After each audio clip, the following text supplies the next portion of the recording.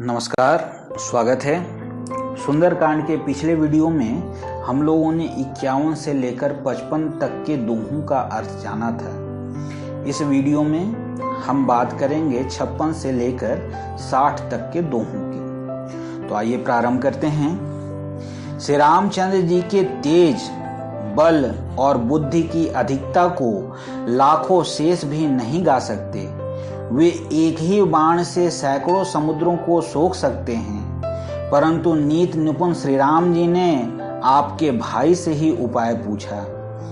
उनके वचन सुनकर वे श्री राम जी समुद्र से राह मांग रहे हैं। उनके मन में कृपा भरी है, इसलिए वे उसे सोखते नहीं। दूत की ये वचन सुनते ही रावण खूब हंसा और बोला, जब ऐसी बुद्धि है तभी तो वानरों को सहायक बनाया है।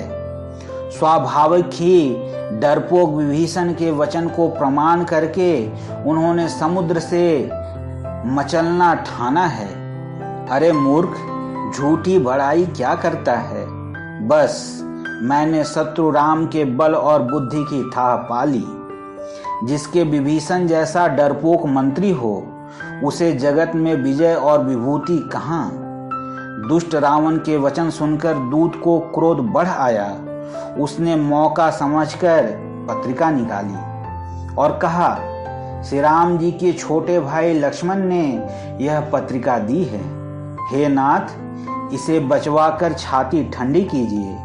रावण ने हंसकर उसे बाएं हाथ से लिया और मंत्री को बुलवाकर वह मूर्ख उसे बचाने लगा। पत्रिका में लिखा था, अरे मूर्ख, केवल बातों से ही मन को रिझाकर अपने कुल को नष्ट भ्रष्ट न कर। श्री राम जी से विरोध करके तू विष्णु, ब्रह्मा और महेश की शरण जाने पर भी नहीं बचेगा। या तो अभिमान छोड़कर अपने छोटे भाई विभीषण की भांति प्रभु के चरण कमलों का भ्रमर बन जा, अथवा रे दुष्ट, श्री राम जी के बाण रूपी अग्नि में परिवार सहित पतंगा हो जाएगा। पत्रिका सुनते ही रावण मन में भयभीत हो गया, परंतु ऊपर से मुस्कुराता हुआ वह सबको सुनाकर कहने लगा, जैसे कोई पृथ्वी पर पड़ा हुआ हाथ से आकाश को पकड़ने की चेष्टा करता हो, वैसे ही यह छोटा तपस्वी वाग विलास करता है। शुक ने कहा, हे नाथ, अभिमानी स्वभाव को छोड़कर इस पत्र में लिखी सब बातों को सत्य समझिए। क्रोध छोड़कर मेरा वचन सुनिए। हे नाथ, श्री राम जी से वैर त्याग दीजिए। यद्यपि श्री रघुवीर समस्त लोकों के स्वामी हैं, पर उनका स्वभाव अत्यंत ही कोमल है। मिलते ही प्रभु आप पर कृपा करेंगे और आपका एक भी अपराध वे हृदय में नहीं रखेंगे। जानकी जी श्री रघुनाथ जी को दे दीजिए। हे प्रभु, इतना कहना मेरा कीजिए। जब उस दूत ने जानकी जी को देने के लिए कहा, तब दुष्ट रावण ने उसको लात मारी। वह भी विभीषण की भांति चरणों में सिर नवाकर वहां चला जहां कृपा सागर श्री रघुनाथ जी विश्राम कर रहे थे। प्रणाम करके उसने अपनी कथा सुनाई और श्री राम जी की कृपा से अपनी गति पाई। शिव जी कहते हैं, हे भवानी, वह ज्ञानी मुनि था। अगस्त ऋषि के शाप से राक्षस हो गया था। बार बार श्री राम जी के चरणों की वंदना करके वह मुनि अपने आश्रम को चला गया। इधर 3 दिन बीत गए, किंतु जड़ समुद्र विनय नहीं मानता। तब श्री राम जी क्रोध सहित बोले, बिना भय के प्रीत नहीं होती।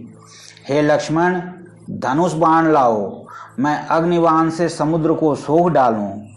मूर्ख से विनय, कुटिल के साथ प्रीत, स्वाभाविक ही कंजूस से सुंदर नीत, ममता में फंसे हुए मनुष्य से ज्ञान की कथा, अत्यंत लोभी से वैराग्य का वर्णन, क्रोधी से शम शांति की बात और कामी से भगवान की कथा, इनका वैसा ही फल होता है जैसा ऊसर में बीज बोने से होता है।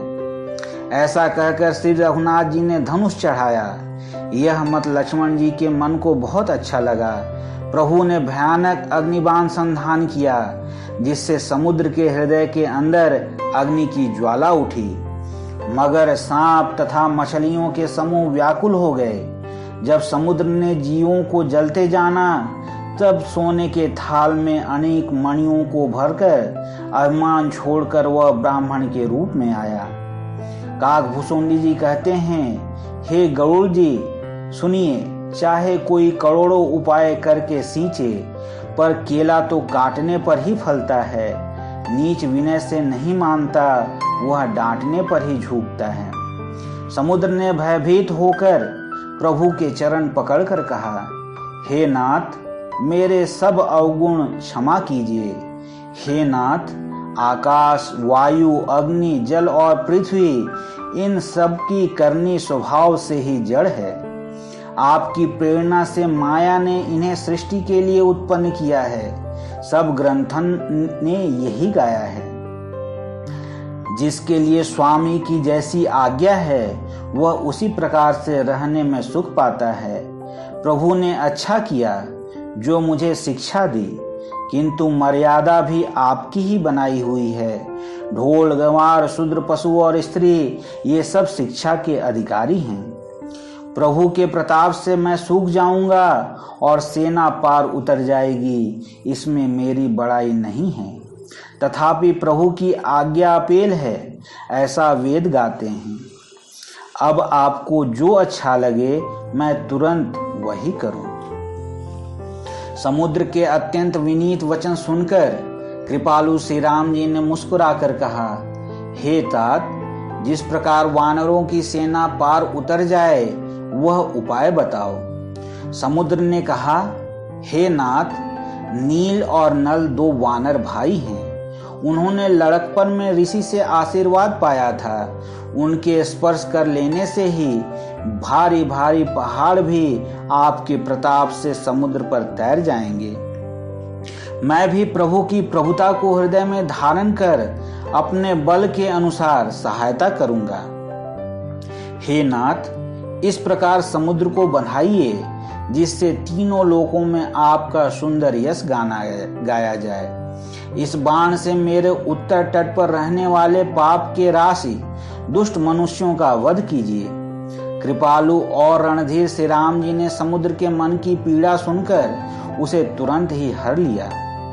श्री राम जी का भारी बल और पौरुष देखकर समुद्र हर्षित होकर सुखी हो गया। उसने उन दुष्टों का सारा चरित्र प्रभु को कह सुनाया। फिर चरणों की वंदना करके समुद्र चला गया। समुद्र अपने घर चला गया। श्री रघुनाथ जी को यह मत बहुत ही अच्छा लगा। यह चरित्र कलयुग के पापों को हरने वाला है। इसे तुलसीदास जी ने अपनी बुद्धि के अनुसार गाया है। श्री रघुनाथ जी के गुण समूह सुख के धाम, संदेह का नाश करने वाले और विषाद का दमन करने वाले हैं। अरे मूर्ख मन, तू संसार का सब आशा भरोसा त्याग कर निरंतर इन्हें गा और सुन। श्री रघुनाथ जी का गुणगान संपूर्ण सुंदर मंगलों को देने वाला है। जो इसे आदर सहित सुनेंगे, वे बिना किसी जहाज या अन्य साधन के ही भव सागर को तर जाएंगे। श्री रामचंद्र जी की जय। सुंदरकांड समाप्त। धन्यवाद।